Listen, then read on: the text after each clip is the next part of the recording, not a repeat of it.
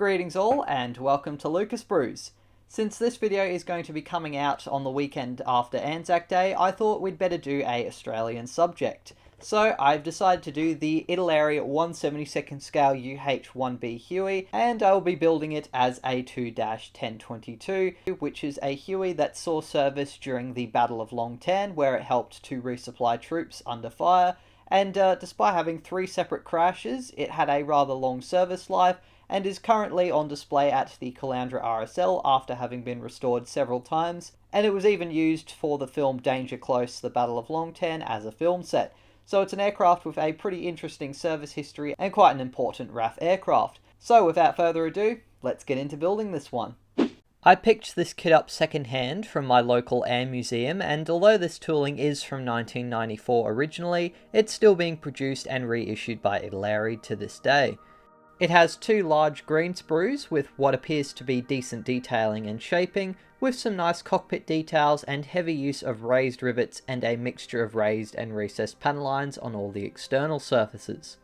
The clear parts had a few marks and scratches, but were otherwise alright, and the decals, although being around 30 years old, still seemed perfectly usable, and out of the box, American, Australian and Japanese markings are included. I gave all the sprues a wash in some warm soapy water and then started assembly by removing the cockpit floor, the cyclic and collectives, the pedals, framework, rear bulkhead, instrument panel and all of the seats. All the excess sprue or flash was carefully removed using a knife, and then I glued the controls to the floor along with the rear bulkhead and 3 seats.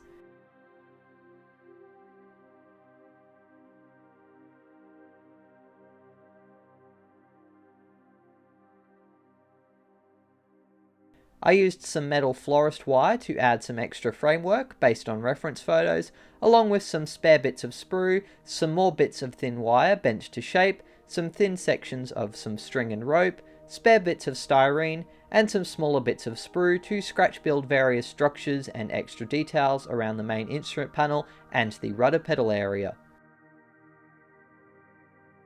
I had to push the rear wall back and use a scribing tool to score in the panel lines for the cargo area, and I also ran a riveting tool over it several times to add some anti-slip divots to add extra detail.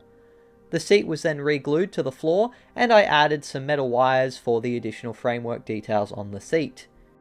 I then cut out the 2 fuselage or body halves and gave the excess sprue a clean up with my knife before then painting the interior.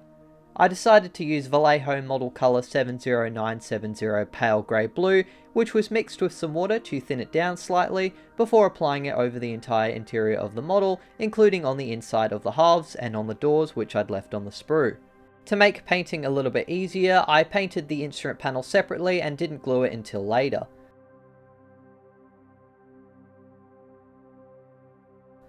I applied a second coat of the grey in the same areas once the first coat had had a couple hours to dry, and then I repeated this process with a third and final coat of the pale grey. While the third coat dried, I cut out the gearbox and main rotor shaft. The shaft is installed into one half of the gearbox and locked into place using a small washer piece. I glue the washer in place followed by the other gearbox half, taking care not to glue the shaft so that the rotor blades will spin. I cut out the 2 engine cover halves and used a knife to clean away the excess sprue and flashing on them, before then gluing the halves together and adding the exhaust pipe in between them. The tail and rotor piece were cut out, although there is no suitable washer included to lock the tail rotor from falling out, so I had to glue a bit of spare sprue to it before adding the other tail half to lock it into place. There was a fair seam line and a large amount of excess sprue on the tail, which had to be sanded off using a file. The gearbox and main rotor assembly were glued to the rear bulkhead, and with the grey dry, I decided to add some Vallejo flat black using a fine brush to carefully paint the main pedestal, the cyclic and collective details, and added some extra details to the footwells and around the rudder pedals. I continued to use the flat black using a fine brush to carefully pick out the raised instrument dials on the main panel and some of the wiring I added to the rear.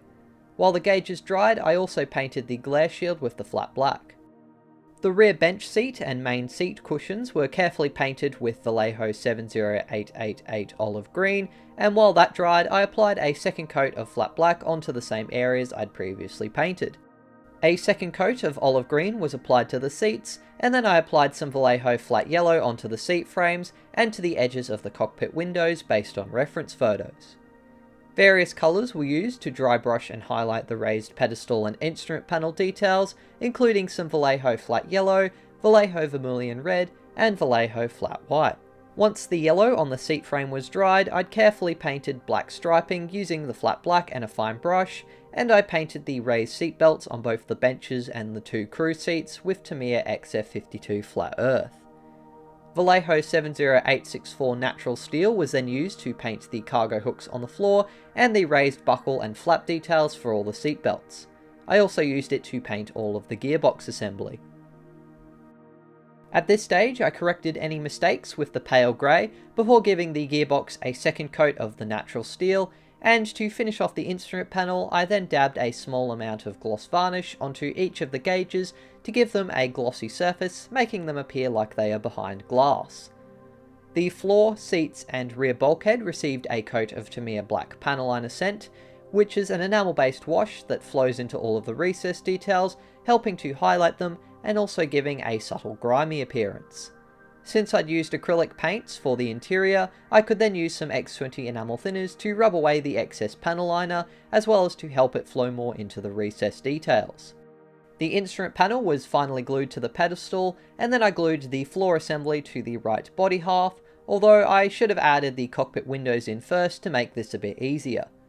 I glued the cockpit windows in place using Deluxe Materials odorless CA glue, since this glue provides a strong bond and it also doesn't fog up the clear parts. On the left side I added the windows first, before then gluing it to the other half and the rest of the cockpit. The tail assembly was then glued to the bottom of the boom, followed by the engine cover and the two stabilizers after they'd been sanded. The main rotor blade and counterweights were a little bit fiddly, but once in place they fitted alright, although I would recommend leaving them off until the model is almost done to save accidentally damaging them, which I would do several times.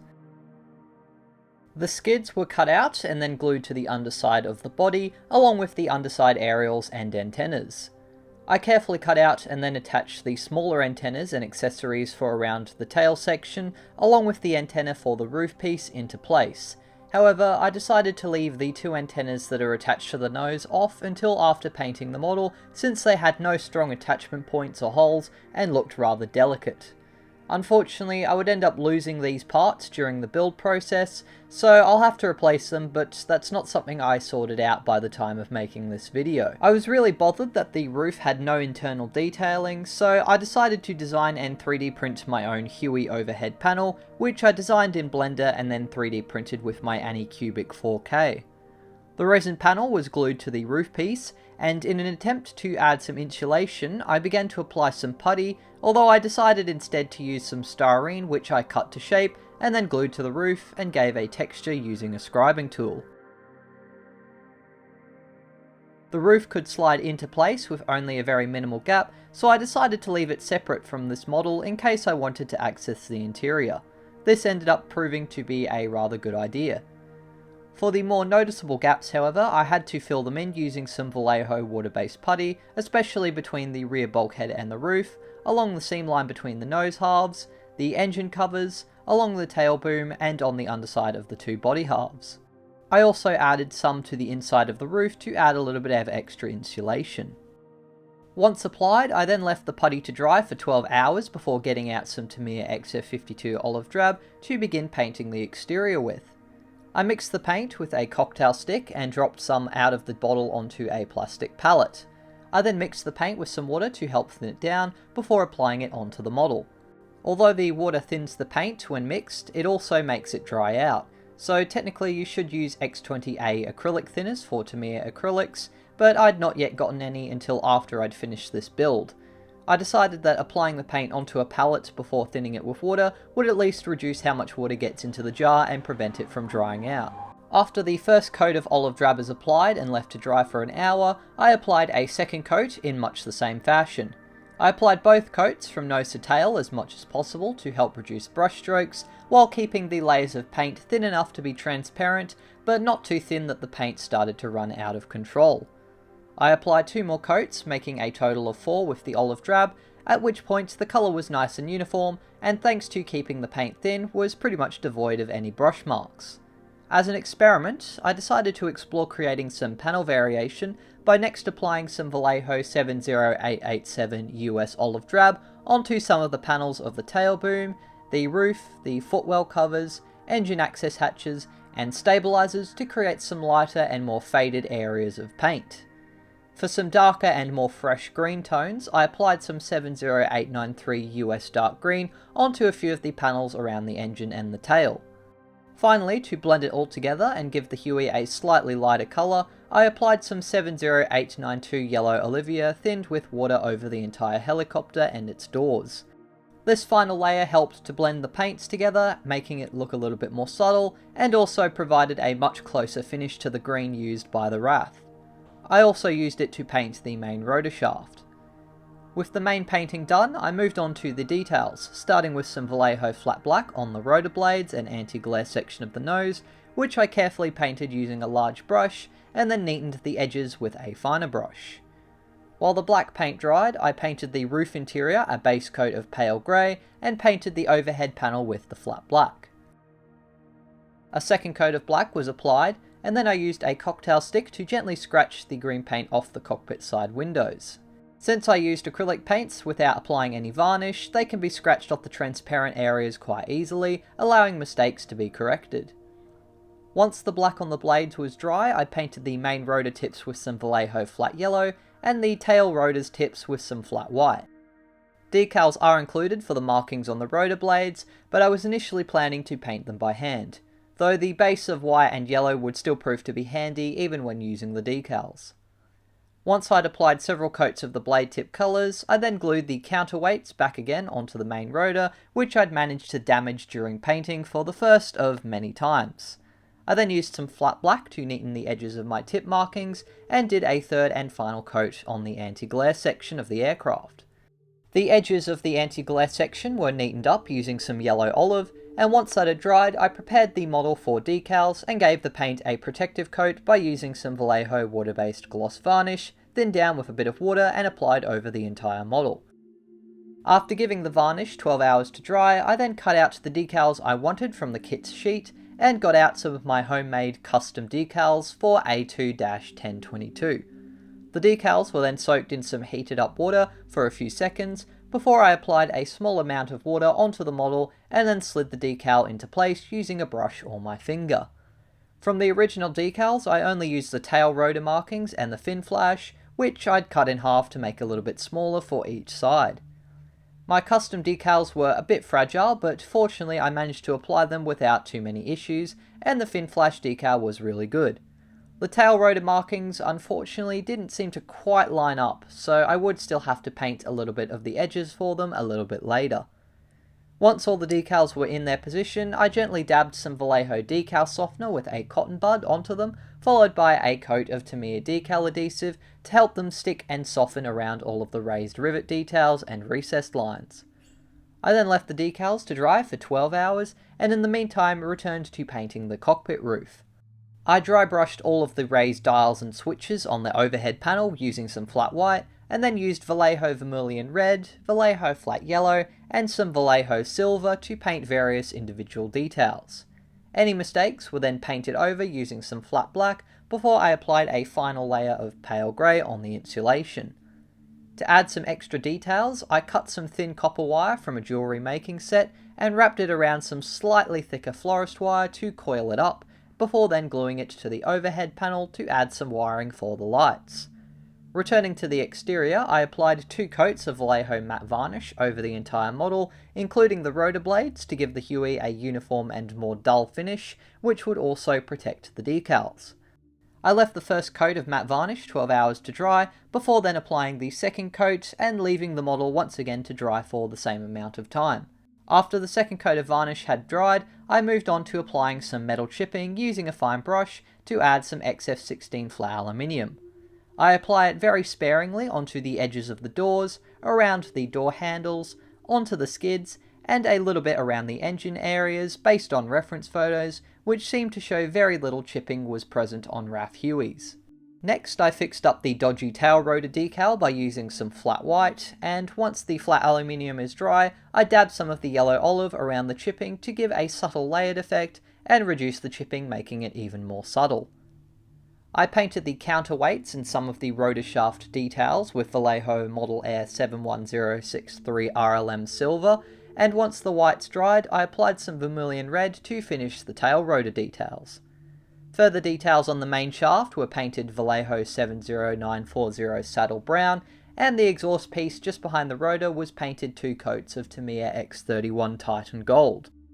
At this stage, I decided to cut out, clean up and glue all the windows into place. I once again used the Rocket Odorless CA glue from Deluxe Materials to glue the windows, using a cocktail stick to apply it more precisely, and some bent tweezers to help maneuver the pieces of glass into place. The windows all fitted quite well, and then received a coat of Deluxe Materials Looks Like Glass, which was applied using a fine brush and diluted with some water. This helps to give a smooth, shiny and glass-like surface, and reduce distortion and scratches somewhat on the plastic. After giving the Looks Like Glass 12 hours to dry, I then applied some Tamiya X26 Clear Green onto the overhead windows to give them their tint. I mixed this paint with a little bit of water to help it flow, although I did find it was a little bit too thin for my liking and would later apply a second coat. The main window frame and wipers were also carefully painted with yellow olive, and any mistakes were then neatened up with a cocktail stick. To add some post shading and help highlight the details on the surface of the model, I applied some Tamiya black panel liner scent along all of the panel lines and in any areas where there were heavy detailing, especially the roof, engine covers and the main rotor shaft. I then got out a cotton bud dipped in X20 enamel thinners and once again rubbed away the excess to soften the effect and help the enamel wash flow more into the details to help further highlight them. After the wash and thinners had dried, I then used some Tamiya black weathering powders brushed onto the exhaust to give it a burnt sooty effect. I was beginning to feel though that my Huey was still missing something, and I decided to experiment and 3D print 2 pilots and a door gunner with an M16 like how the Hueys were fitted out during the Battle of Long Tan. I downloaded someone's design on Colts for the M16 and then designed the frame and ammunition belt in Blender to fit it. The figures were designed using Make Human to create their bodies and a base for their clothing, while I tried out Meshi's AI functions to generate a helmet and survival vest. I then rigged the helmet and vest to the figures and posed them using Blender and exported them as an STL file, which I then sliced and printed using my Anycubic 4K. I found though my figures were slightly too big for the Huey, so to fit them in I took the seats out, cut the bottoms off, and glued the seat back to the pilot figures. I also had to remove the cyclic and pedals to help fit the pilots in more easily. After a bit of test fitting, I began painting the base colours for the 3 figures' uniforms using some Vallejo Model Air 71126 IDF green. I painted the 3 figures' skin a base coat of Vallejo Model Colour 70815 basic skin tone, and their helmets and survival vests were then picked out with some Vallejo US Olive Drab. I painted the hands of the figures and their pockets with some Vallejo Olive Green as a darker green for their gloves and details.